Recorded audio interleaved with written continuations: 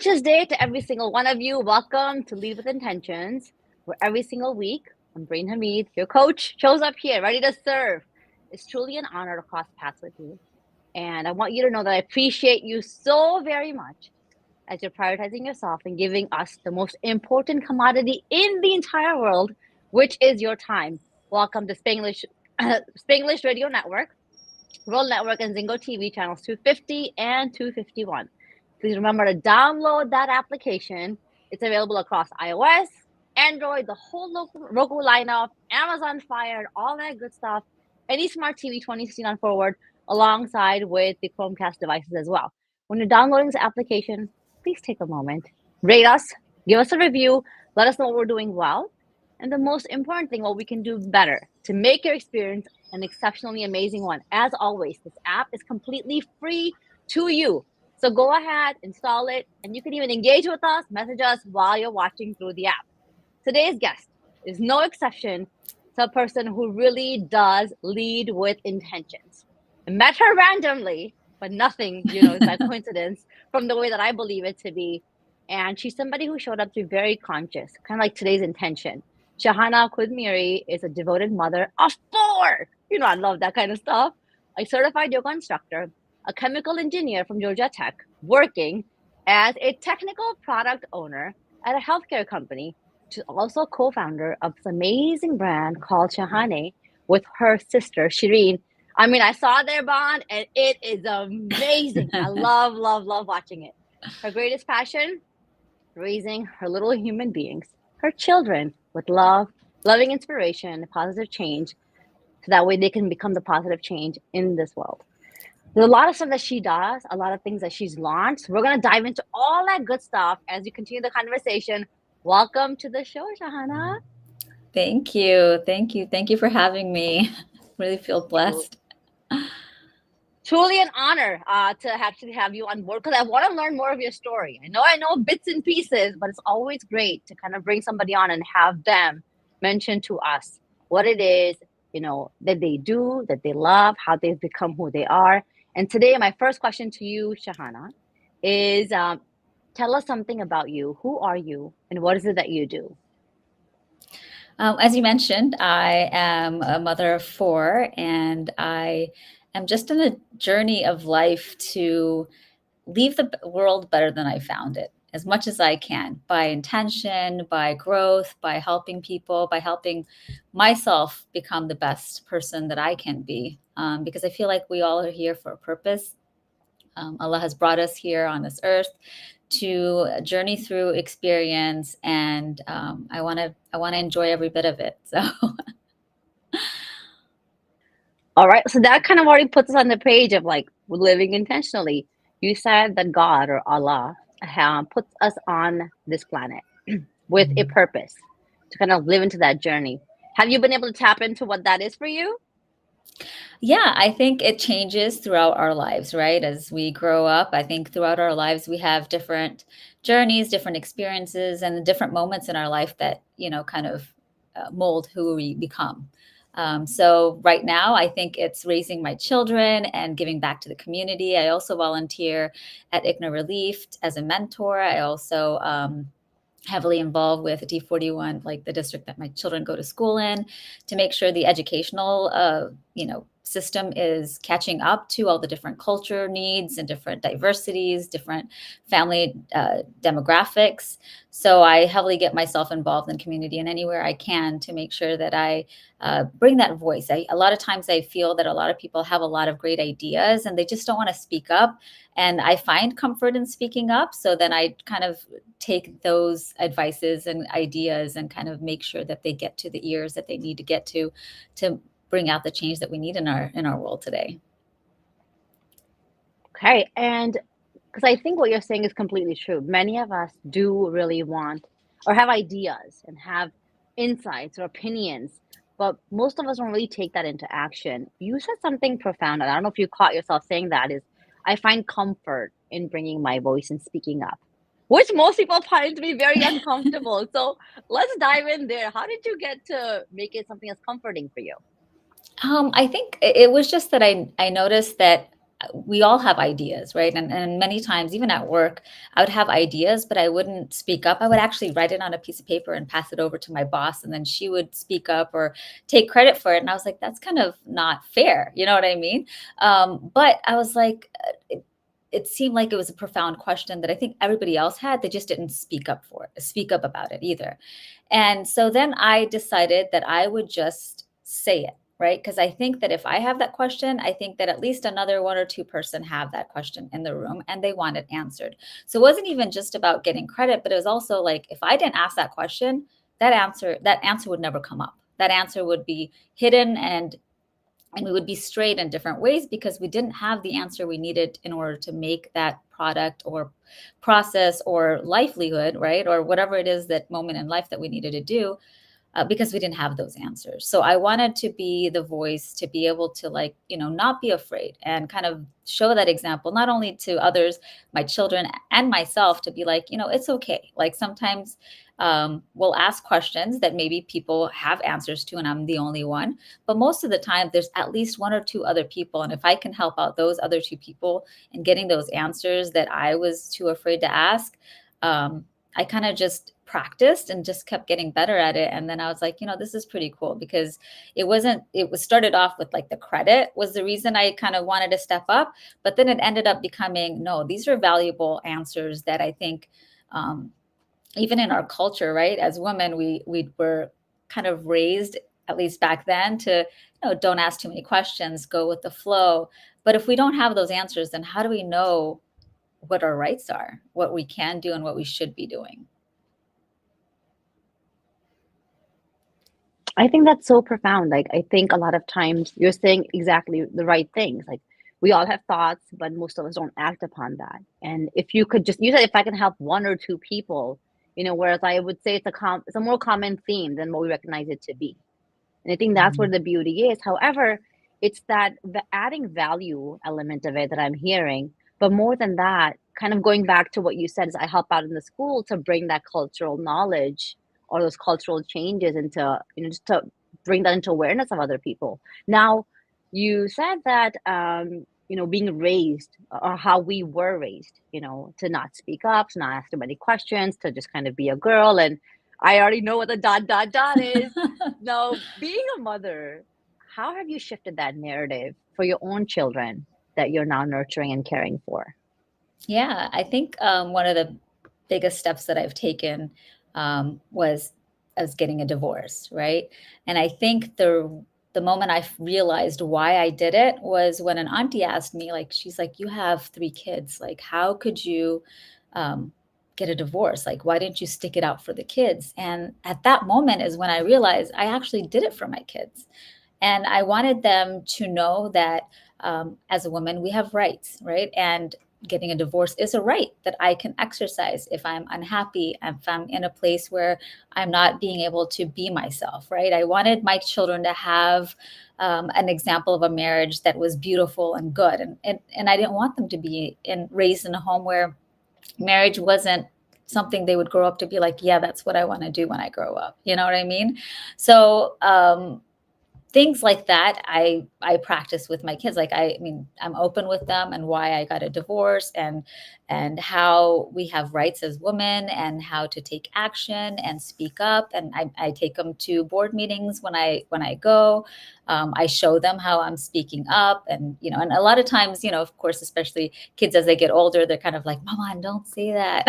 you know but I tell them, I said, "Listen, I'm a grown woman, and all my life, like, I had a father who would tell me what to do or what to say, or a mother and a brother, and then my husband. And this is a time in my life where I want to speak up because I have ideas, and I feel like, even if it sounds not perfect to everybody else, but it's something important to me, right? And I want to share, and I want to be able to express myself. So I do it by example with my kids. I kind of lead them by example, show them how Mm. I'm afraid, I'm nervous, but I still do it. And that's what courage is. It's not being afraid. Like, I get nervous. speaking up. And I know sometimes, like even at the masjid, I spoke up and my voice was all shaking. So I do get nervous, but I push through it. And I feel like, okay, that was shaky, but I got my point across. Next time I'm going to try to practice more. And the more I do it, the better I'll get at it. But if I'll never try, I'll never get better at it. And so, yeah, fear is always there, but I keep pushing through and show that and share that with my children by example. I think that's remarkable because I think courage is something that most people think we just have, right? But as a coach, I know that courage is something that you have to summon. Like you have to demonstrate courage. It's not something that you can sit with and be like, oh yeah, it's inside my heart, I'll action it when I get there. And I love the vulnerability of saying, you know what, my voice was shaking at the mosque.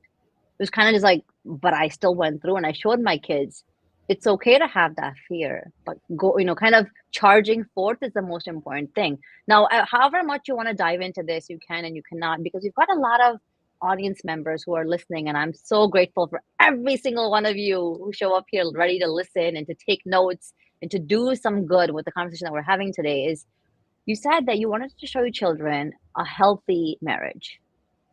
Now, what was happening in that home where you realized against all the odds of the cultural norms that this action would actually be a better example for your children? I was unhappy, and I think that me and my ex-husband, we were raised differently. We were raised in different countries. He was from India. I was born and raised here. Our mindsets were different. The way we wanted to raise our children was different. So there was a lot of differences between us. And I know that opposites attract, that's what they say, but there's got to be some ground of like having the same goals in life and a lot of different, um, the freedom to kind of support each other. And those things were kind of missing in our marriage. And I felt like I tried and tried and tried, and I stayed in the marriage for 12 years. So it wasn't that I didn't try, but God just kept giving me examples of reasons why I needed to leave. And so I just kind of, and it's funny because I feel like a lot of women, will say that this is happening in my marriage and I'm not happy and I'm not this and that. And they'll have clues after clues on reasons why they should leave, but they keep going back to, no, I can't because, that would harm my parents, or that's not accepted in our culture, or, what will people say, and how will my children end up? Like, there's so many questions. But then if you go look and learn our religion, it it gives us the right to divorce. And why would it do that if it was forbidden? And it's not forbidden. So I took upon all the clues and the persistent messages God would keep sending me that, hey, this is not for you. You need to, leave and show this as an example, because this is not what you want your kids to view and see. You want them to see a healthy relationship, and maybe it won't be in your home, but at least they'll see it elsewhere. But if it's in the home, it's like directly, and it's generational trauma, and it could cause so many different things that I just wanted to break that. And I wanted to, and it's funny because initially when I wanted to get a divorce, it was before I even had any kids. And yeah, I wanted to get a divorce, and I had told a family member that I wanted to get a divorce and that I had already filed. And they came back and said, oh, well, what's going on? Let me help you. And, in marriage, you don't want to share what's going on with other people. So you don't Mm-hmm. say everything that happens. But I feel like a lot of times women aren't trusted on the choices they make. Right. So Mm-hmm. it's like, oh, you think you need a divorce, but is it really what you need? Maybe you just need my help and advice. Maybe you're misguided. But I don't think I've seen any woman just wake up and be like, you know what? I want a divorce today because I just feel like Yes. they've thought about it. They've, suffered. They've tried. And they've gotten to a point where like, I'm done. I can't. Right.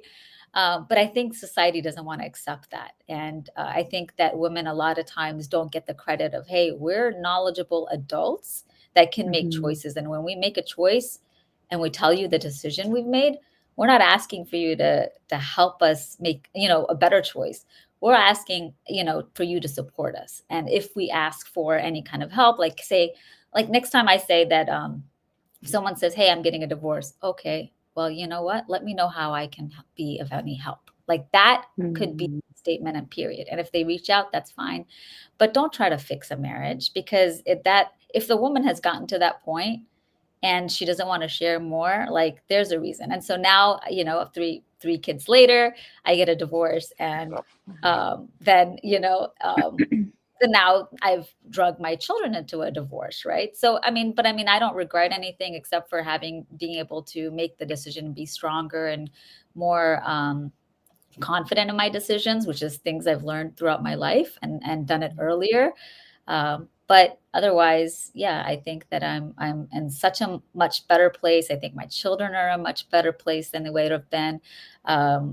And the process of divorce really taught me a lot, because it wasn't fun. It was like over 2-3 years that it took for us to actually get the divorce. So nasty court, you know, decisions, and the lawyers and the just people around you, they don't give you great advice, to him or you, right? They're always pitting you against each other, dragging this stuff along. And finally, the way we wrapped it up was I decided to write down what I wanted in life, right? What was my goal? Forget the properties, forget the money, forget custody battles, right? Like, what is my vision of what I want my life to be like? Why am I getting this divorce? And I wrote it down, and it was simple. It was, I just wanted to be happy, feel safe, have my kids be happy, feel safe, and feel the freedom of just being able to make my own choices. And that just simplified it so much that I left the court with no child support, no property, nothing, and just walked out free. And I don't regret it one bit, because the battle it was causing and the tension it was causing between me and their father was not worth it. Because now it was still dripping down to our kids, right? When they would go see him, he wouldn't be happy. I would be frustrated. He would be frustrated.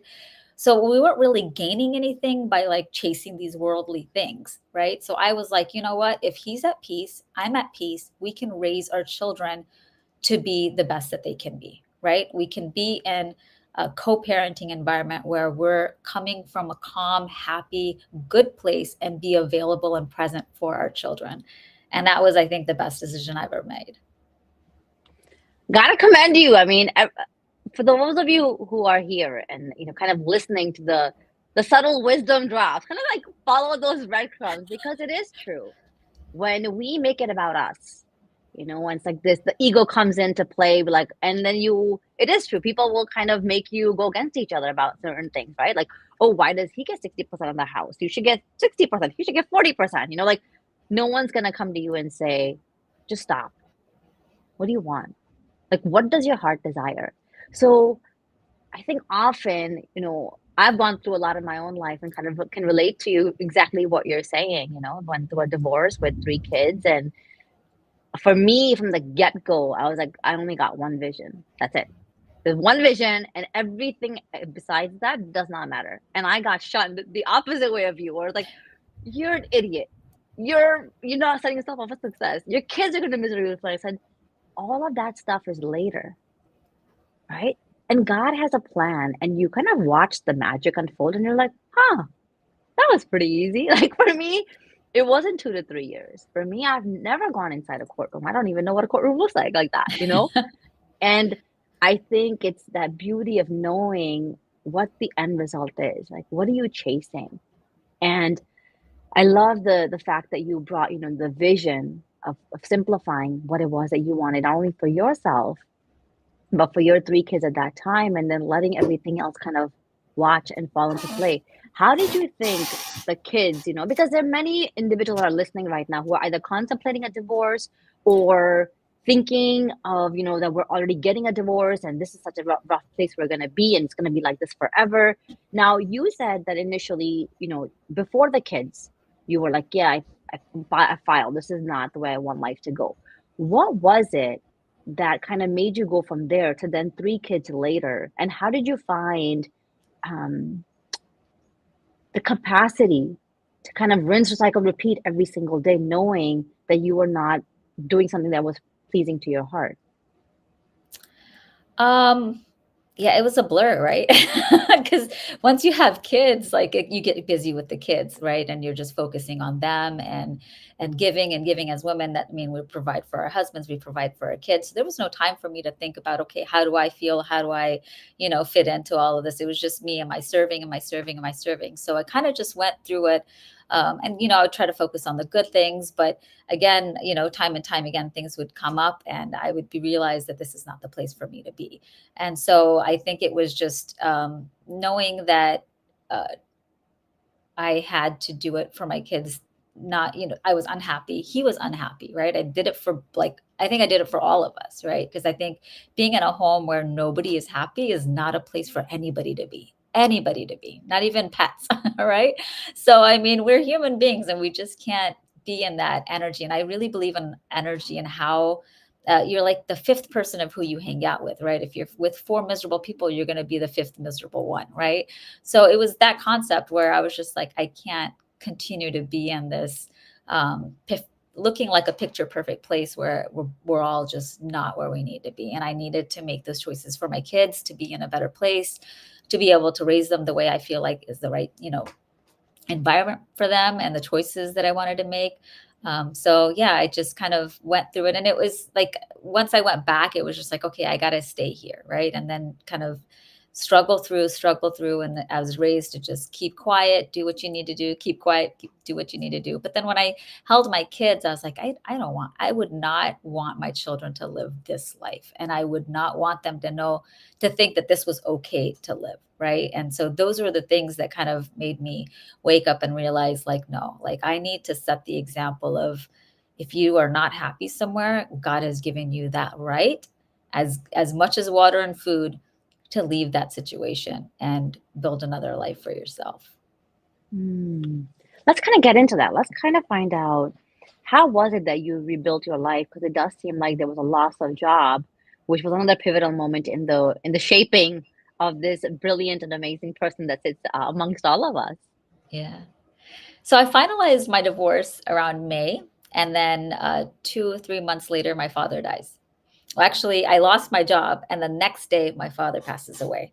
So, literally within 3 months, I had finalized my divorce and found maybe peace for those 2 months, but it was still like a struggle because I had given up everything. And then I lost my job, and the next day, my dad passes away, and boom, boom, boom.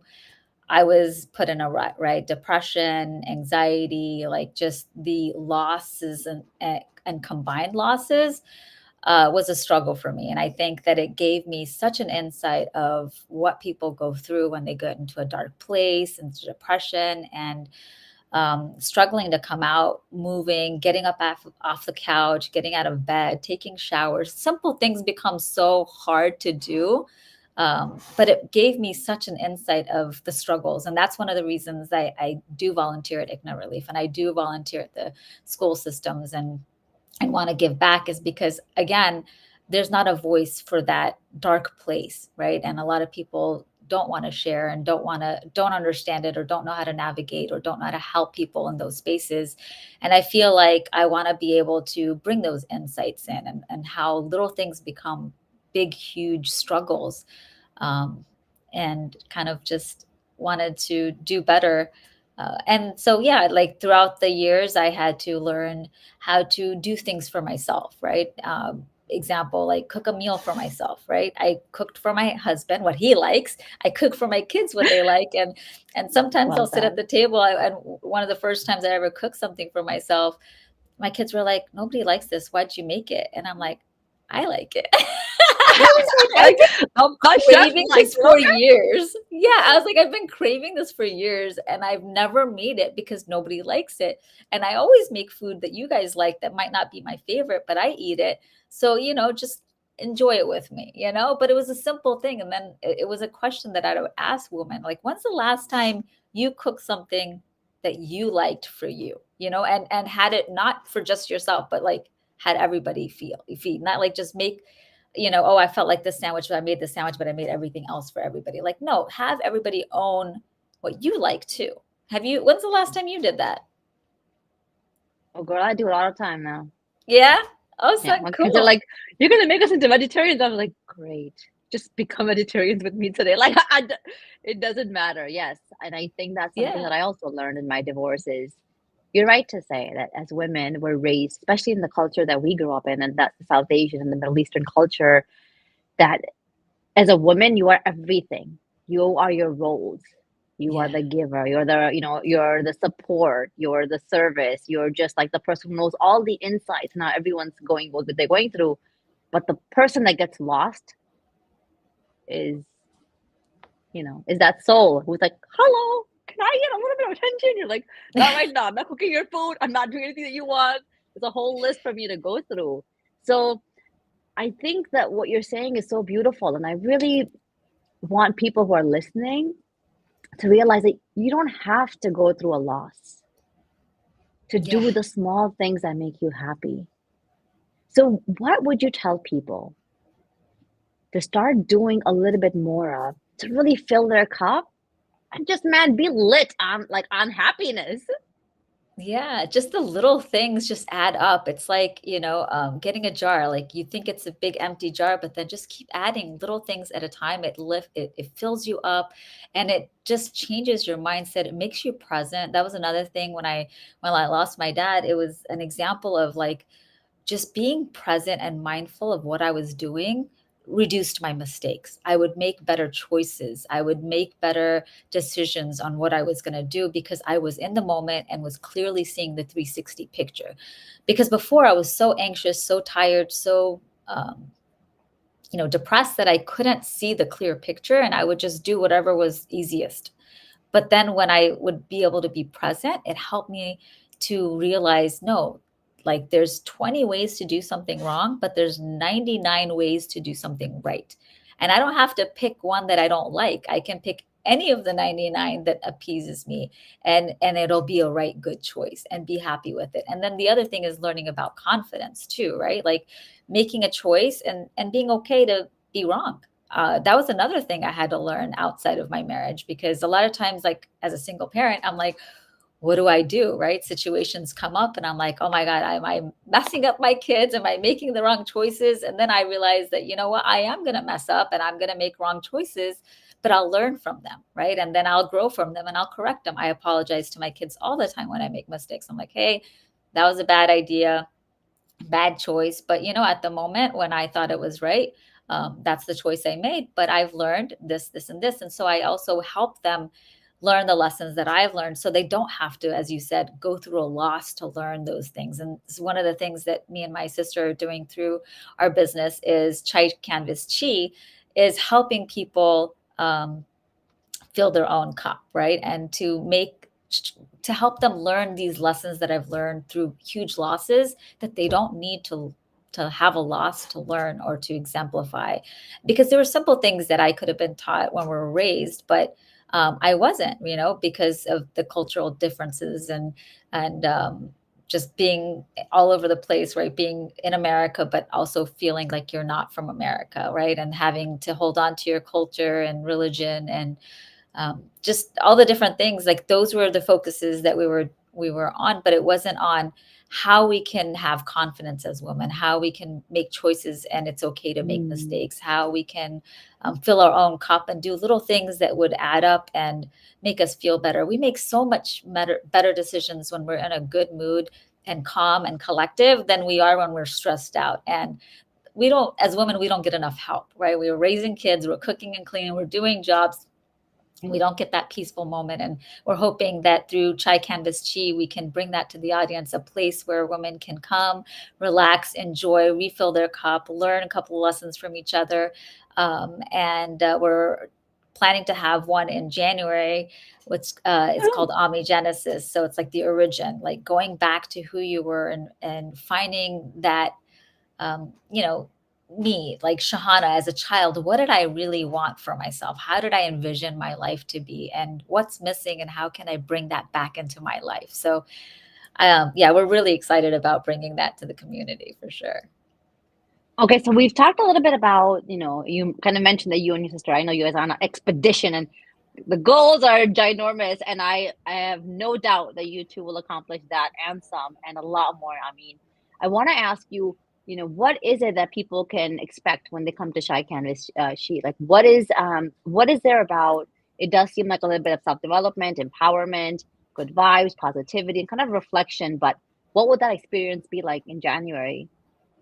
Yeah, so chai canvas tea. The reason we picked the title was because we have chai. We are actually this is the bottle that we have for saffron bloom. It's a saffron infused rose water, but we also sell tea that's called saffron bloom tea. So it's an infusion of saffron, rose, and tea, and it brings this calmness, right? It's this aroma, this calmness that brings you able to like see life clearly and feel. And I think chai is a moment where we have conversations. We have a moment to ourselves, or we have a moment with an intimate friend or family member, right? So it's a place where we're gonna have enjoy a warm cup of tea full of aroma and bring that calmness from within and from the outside, right? By having um, a group of you know a woman who have empowerment and want to be there to better themselves.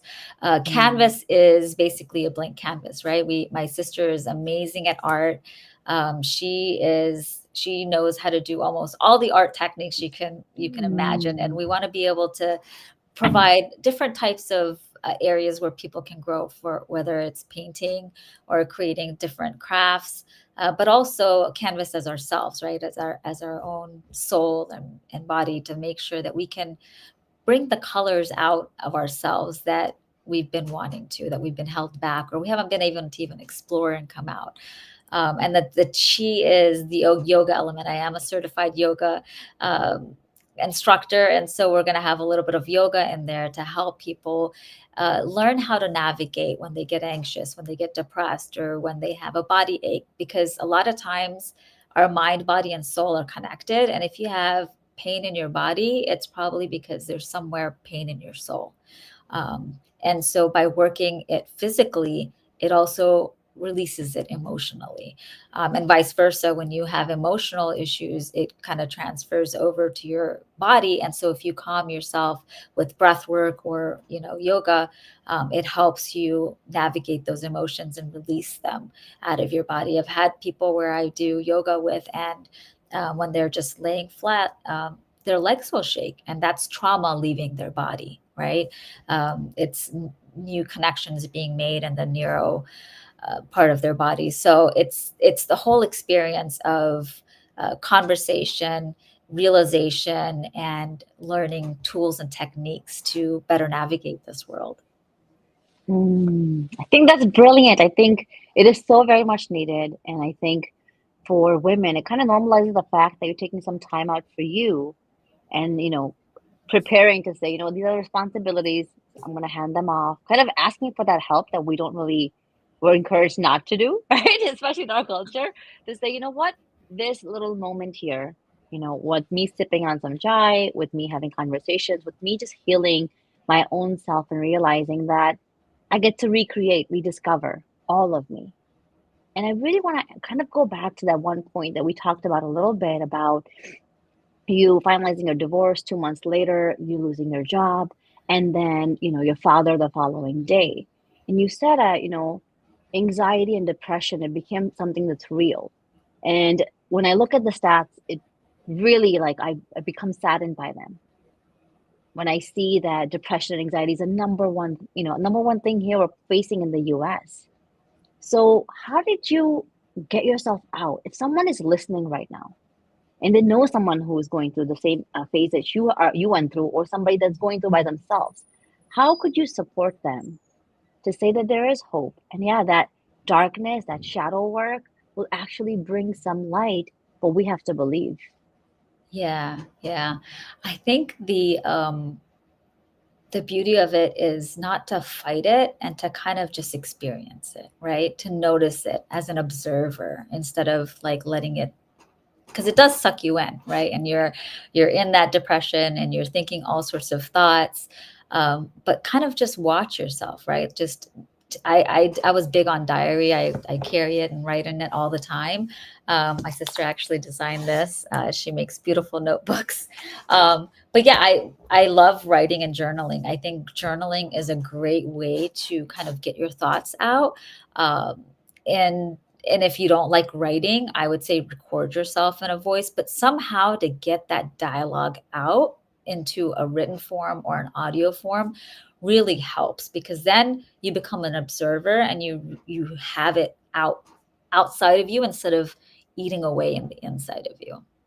And it's just profound. It seems simple, but I think it did a very big, it's very helpful to get it out Mm. somehow. Another thing is to talk to a friend or a family member, and I know that's sometimes hard, especially when you're in a dark place and you don't want to share, but find the courage to do that, because that is really helpful. Just, I had a friend that was always available, and I would call her and I would just talk, and she would always just make me feel better. So even if you don't even have to talk about the depression, if you don't, if you're not ready for it, but just talking to someone, because sometimes you get secluded and you want to be alone. Um, but having that human interaction is so important, because it helps you kind of get out of that rut. My sister was one, the best and most supportive of me throughout the whole time. She took care of everything for me in so many ways, which, it was a blessing. And, unfortunately, not everybody has that. But if you do, guilt comes in, shame comes in a lot of times, right? You're like, oh, like I'm not able to do things for myself, and this person's always helping me. And like I feel like, eternally grateful and indebted to her. But it's okay, right? Because it's God giving us that support system, right? And I think a lot of Mm. people sometimes back away and say, oh, I shouldn't, or no, I'm taking too much or whatever. But you have to somehow accept it, because you wouldn't be in that position if God didn't want you to find something from it, or or to be in it. And he'll come through. He'll come through in the best times, and it's when you finally kind of just accept it and like say that, I am surrounded by people who love me, although sometimes it feels lonely. But if you really look and understand it, you have people you are surrounded by people that can help you, that are there for you to support, accept it, embrace it. As women, we, again, it's hard for us to take, because we're always giving, and that guilt of taking is, very real. But you have to learn to take. And I think that's what Allah wants you to do at that point is, hey, accept what's coming towards you.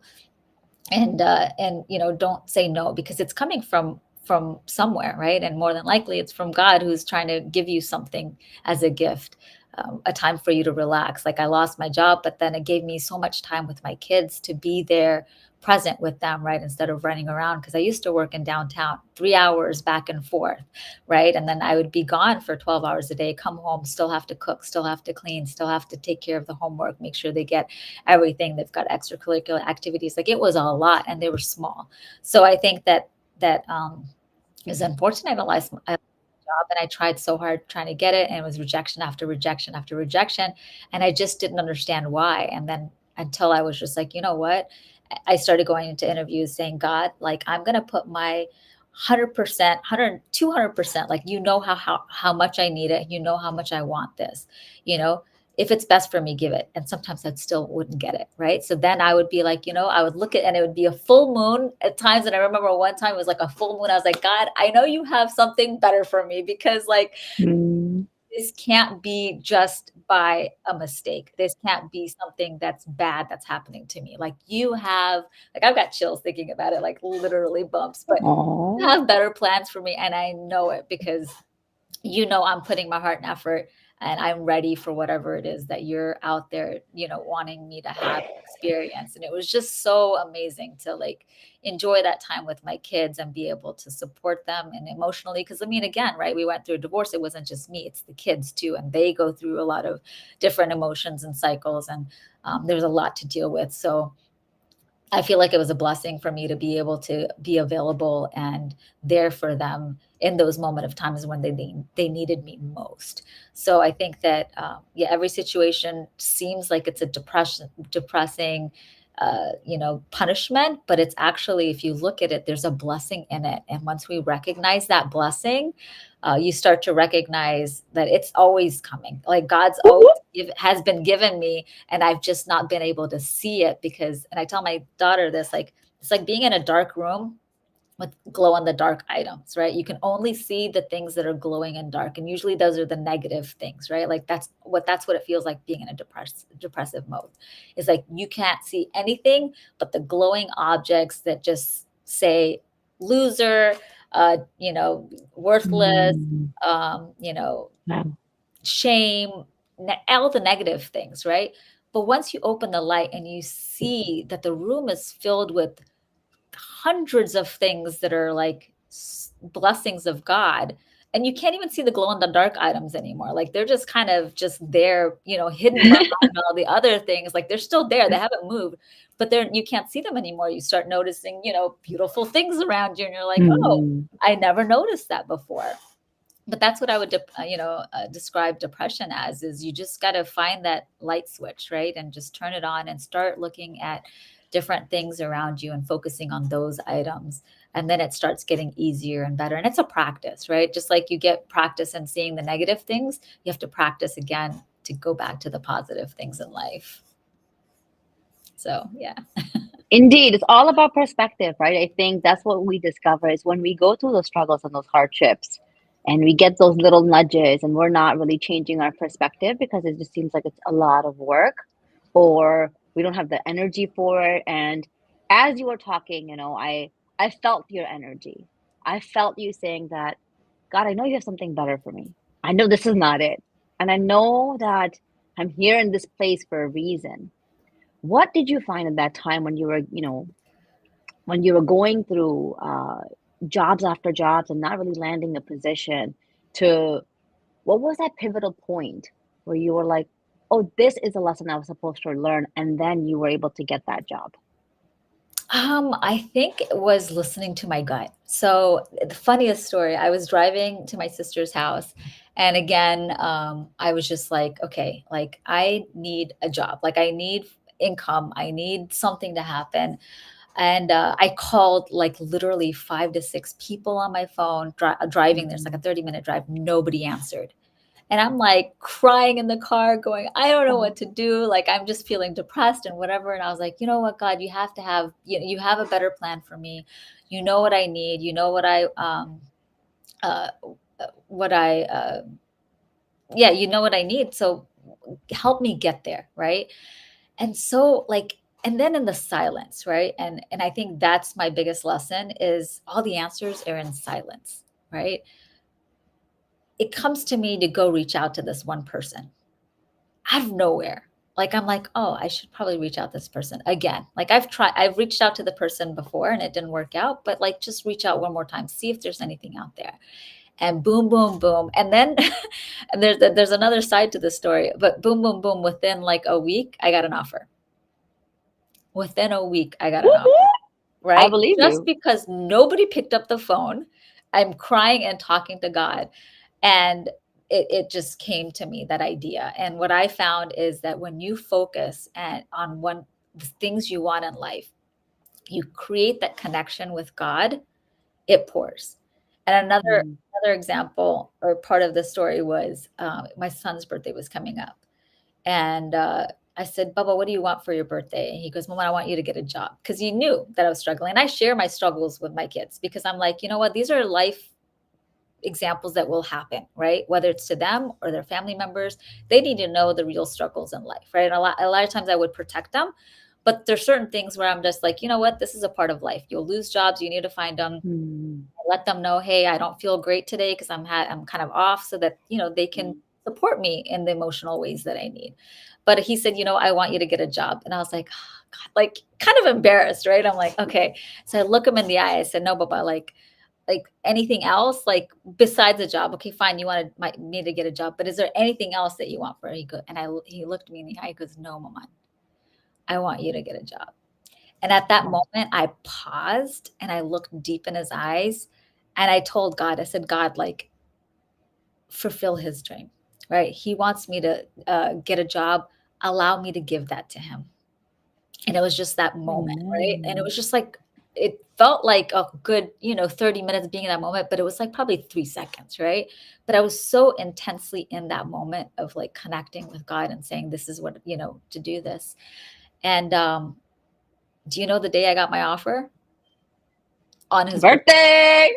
On his birthday, I got the call to say, you got the job. Like, it was, again, I'm getting chills. I'm telling Yeah. you, I think the whole process of everything that I went through is to teach me that I need to take that moment to connect with my source, my God, and Mhm. to be able to ask him in the most genuine way and purify my intentions. Because sometimes I'll ask for things, and ego gets in the way, or whatever gets in the way. But like, when I connect with him, it kind of cleanses the item that I'm asking for. And maybe it's the same thing, but it focuses on the intention, and makes me understand why I need it, what it's for, and how I can achieve it.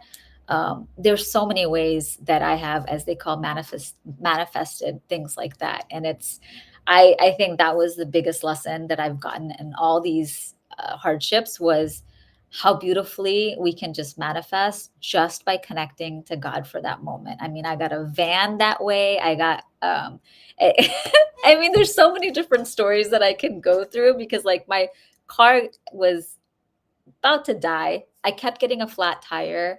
I just kept filling up the air because I was just like, okay, I don't have money to go buy another tire.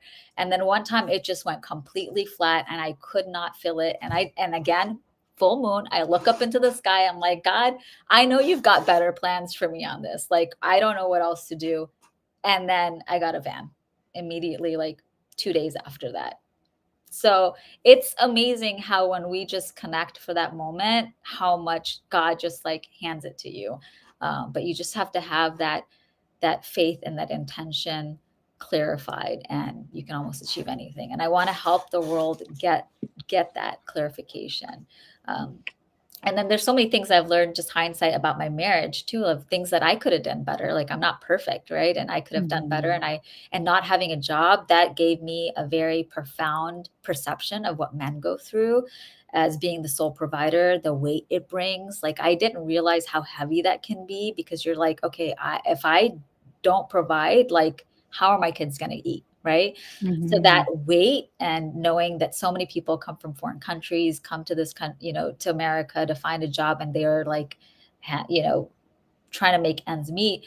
That weight that men carry, it helped me appreciate that also, and how much they need cheerleaders, how much men actually Mhm. need cheerleaders, and as women, we don't do that enough. Whenever they have an idea, we go into like protective mode and like, oh, maybe that don't won't work well, or that's not a good idea. But men just need a cheerleader, and then that clarifies their intention, and then they make the right choices, whatever it is. So those are the things that kind of learned throughout the process of, I think God wanted me to learn those lessons and help other people navigate life in those ways. It's so beautiful to see how much serendipity and synergy there is between you and I, right? Like, I am profound at that night sky. The nur is what we call it, right? That pure radiance, that light that that we in Muslims, we believe is God. God is just pure. God is just light. God just gives. God says, literally, like, dial down. There's a reason why you're on earth. Dial down, and I'll show you the way.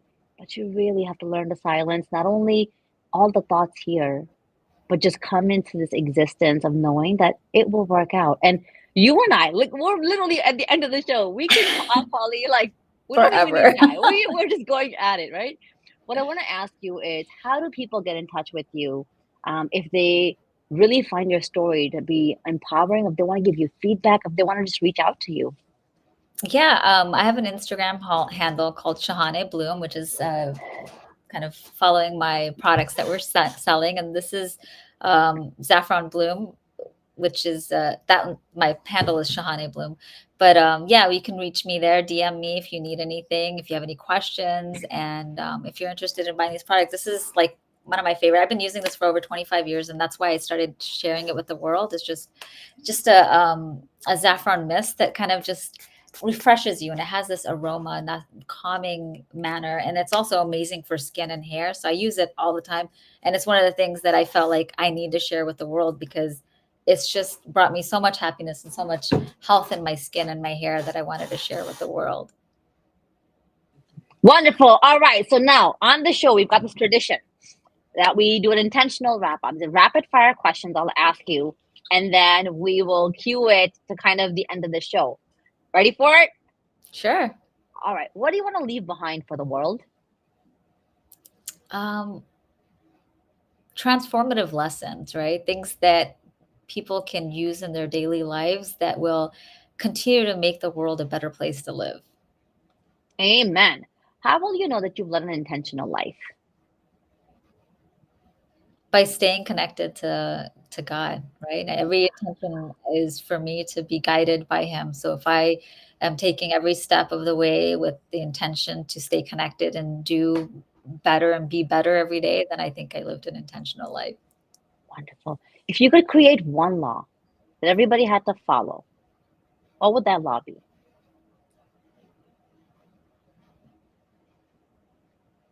Be your authentic self. Everybody had to be their authentic self, right?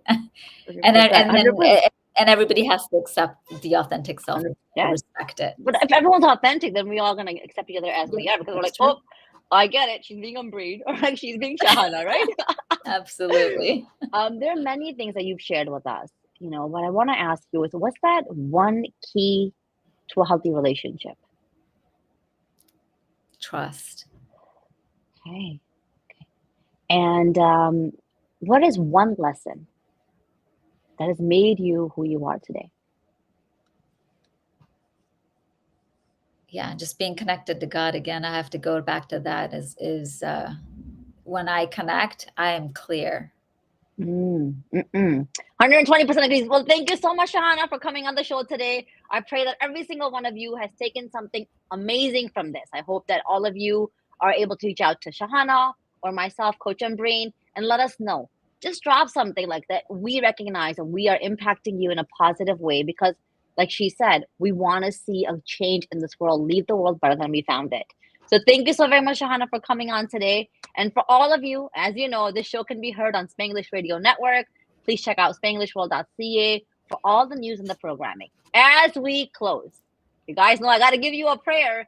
I pray that this show will embark us on a journey of transformation to really find that there's a pathway to gratitude for all the blessings that we have, to accept the unfoldings of life, and to commit to values which will allow us to tap into our own greatness. As I have Tawakal, that's right, that's faith in every single one of us in our greatness.